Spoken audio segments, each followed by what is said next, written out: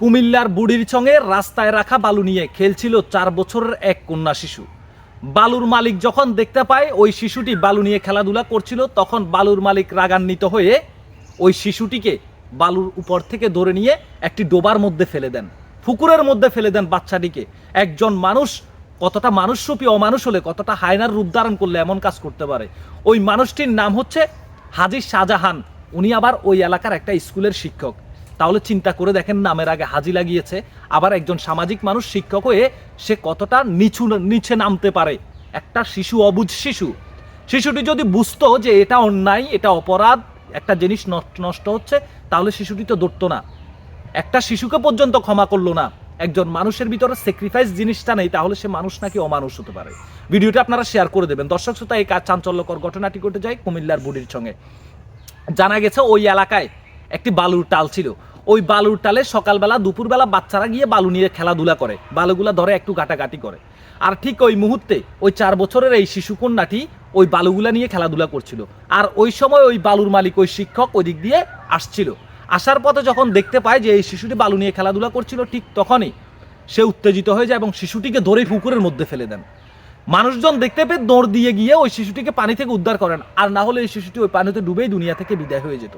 চিন্তা করে দেখেন, তারপর এলাকা হয়েছে, পরে মানুষজন আসে, বাচ্চাটির মা এসে বলে, আপনি কেমন মানুষ?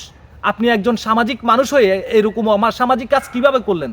আপনি আমার কন্যা সন্তানটাকে পুকুরে ফেলে দিয়েছেন, এটা কেমন কাজ? আপনি আমার মেয়েটাকে প্রয়োজন একটি থাপ্পড় মারতেন, আমাকে ডাক দিয়ে বলতেন। তখন ওই শিক্ষক জবাবে বলে, আমি অনেক দিন ডাক দিয়েছি, আমি অনেক দিন বলেছি, কেউ আমার কথা শুনেনি, এই জন্য আজকে ধরে পুকুরে ফেলে দিয়েছে। তারপর ওই বাচ্চার মা থানায় গিয়ে অভিযোগ করলে পুলিশ প্রশাসন ঘটনাস্থলে আসে এবং ওই হাজি ওই শিক্ষককে জিজ্ঞাসাবাদ করলে সে একই কথা বলে। চিন্তা করে দেখেন বিষয়টা আপনারা কিভাবে নেবেন, একটু আপনাদের মতামত কমেন্ট বক্সে জানাবেন। ওই লোকটা নামের আগে হাজি লাগিয়েছে, আবার একজন শিক্ষক। তাহলে একজন শিক্ষক হয়ে সে এরকম অমানবিক কাজ কিভাবে করতে পারে? বাচ্চাটি বালু নিয়ে খেলছে আর বাচ্চাটিকে পানিতে, যদি নির্দিষ্ট সময়ের মধ্যে ওই বাচ্চাটিকে যদি উদ্ধার করা না যেত পানি থেকে, তাহলে বাচ্চাটি দুনিয়া থেকে বিদায় হয়ে যেত। তারপরেও বাচ্চাটি পানিকে ডুবে যায়। হসপিটালে নিয়ে যাওয়ার পরে অনেকক্ষণ চিকিৎসা দেওয়ার পরে শিশুটির জ্ঞান ফিরে আসে। একটা ফুটফুটে কন্যা সন্তান। দেখেন, এরকম বাচ্চাদের দিকে তাকালে মায়া লেগে উঠে। এরকম বাচ্চারা তো বুঝে শুনে জিনিসপত্র নষ্ট করে না।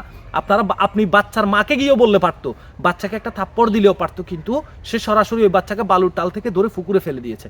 মানুষ দিনকে দিন কতটা নিচে নেমে যাচ্ছে। আমি প্রত্যেক মানুষের উদ্দেশ্যে বলতে চাই, এরকম ঘটনা প্রত্যেক গ্রামগঞ্জেই ঘটে। কেউ বালু রেখেছেন, কেউ খড় রেখেছেন, কেউ ওই জিনিস রেখেছেন, বাচ্চারা গিয়ে ধরে। কারণ বাচ্চারা অবুঝ, তারা নিষ্পাপ, তারা বুঝে না এটা কি খেলার জিনিস নাকি প্রয়োজনীয় জিনিস। বাচ্চাদেরকে ডাক দিলেই হয়, বা বাচ্চাদের গার্জিয়ানদেরকে ডেকে বললেই হয় যে আপনার বাচ্চাকে এখান থেকে একটু দূরে রাখবেন, বা আপনি আপনার বালুগুলা ডেকে দিলেও পারতেন। আমার বাড়িতে কাজ চলতেছে, আমার বালু নিয়ে কতজনে কত কিছু করছে, কই আমি তো কিছু করিনি। সে বিষয়টি মেনে নিতে পারেনি।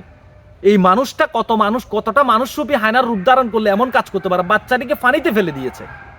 যদি একটু লেট হয়ে যেত, বাচ্চাটি পানিতে ডুবে মারা যেত, যেটা সত্য কথা। ভিডিওটি শেয়ার করবেন।